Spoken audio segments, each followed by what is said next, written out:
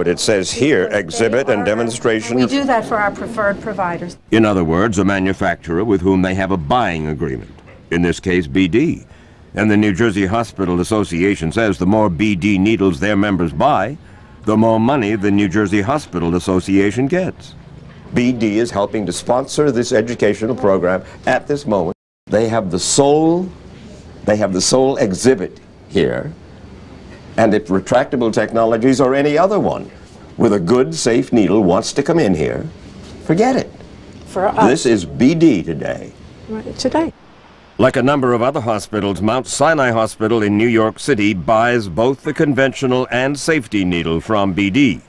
Until recently, John Rowe was Mount Sinai's chief executive officer. Why are you not using the retractable needle? What I'm told by the staff that evaluates this for us is that they were not convinced of the safety and the efficacy of those needles. Are you aware of the fact that Harlem Hospital, which is what, 20 blocks, 30 blocks from you, in their emergency room, they use the retractable needle now?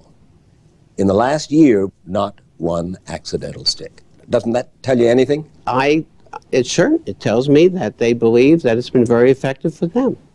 Mount Sinai says that for now they are satisfied with BD's safety needles, but not everyone is. The independent evaluators at ECRI rate BD's best-selling safety syringe as, quote, unacceptable, because they say it does not adequately protect against accidents.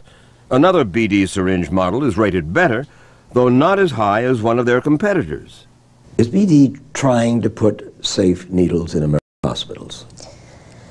You know, I have concerns because what they do is take the conventional products and they might put a sheath over it, or they might add a cylinder to cover the needle, instead of really looking at the design needs. If you look at both of their safety products, if you look underneath this product they have, there's a standard syringe still here.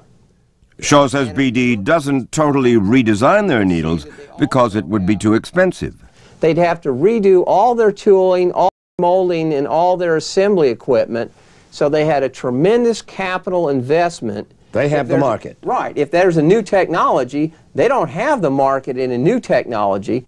And Ray Campbell, a healthcare worker at Kaiser Permanente in California, says BD's safety needles do not always work well. He says he got stuck when a safety shield on one of BD's blood-drawing needles failed to work. I could think of 4 people that has come to me and said, Ray, I feel what you're going through. I was stuck with this product too, and I don't feel like it's safe.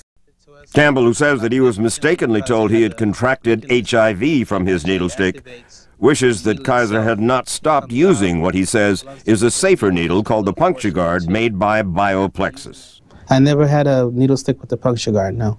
In November, the nation's largest healthcare workers union asked California state officials to investigate the type of BD needle that stuck Ray Campbell because, the union alleges, on numerous occasions at various Kaiser Permanente facilities, the safety feature has fallen off. Kaiser declined to comment on the union's accusation, but BD, in a letter to 60 Minutes, said their blood-drawing needle in use at Kaiser is safe and, quote, one of the most successful safety-engineered products ever introduced. Last summer, healthcare workers met in Washington, D.C. to talk about needle sticks, and hardly a negative word was uttered about BD, which may not be entirely surprising since BD helped fund the group which organized the meeting, the Frontline Healthcare Workers Safety Foundation. We asked its president, Dr. Murray Cohen, how much money BD contributed. Well, that I don't know, but all of these founding members pledged $25,000 per year.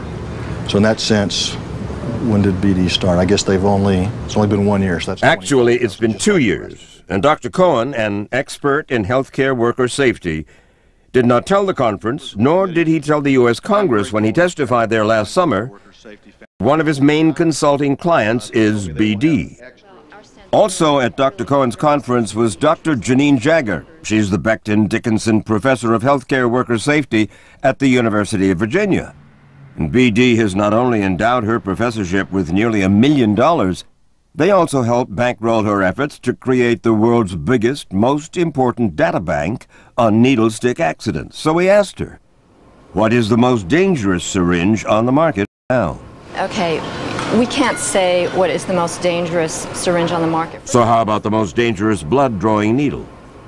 Well, the data in our database does not identify manufacturers, and it's not that we don't want to get that data, but it's very difficult to get. And you'd have to question why the opportunity wasn't being taken advantage of. They have an opportunity and they don't collect it, and I don't know why. And certainly the fact that BD underwrites the center, in part, creates a question. BD they gave the money, no strings attached, for education on needle stick prevention. They also supported a new federal law requiring safer needles. But the largest healthcare workers union worries that hospitals will try to comply with the law simply by buying the cheapest safety needles available, even if they're not the most effective at preventing injury. You know, my fantasy, to be perfectly honest, would be to see manufacturers like BD, who are really that they're interested in seeing federal legislation passed to protect healthcare workers, see them dump this old inventory. Just dump it. And to start from a place where we know the design will be effective. A footnote. Since we interviewed Karen Daly, she's stepped down as president of the Massachusetts Nurses Association. And 3 months ago, the nation's largest union of healthcare workers, the Service Employees International, and the consumer group Public Citizen, demanded that the FDA immediately ban many unsafe needle products.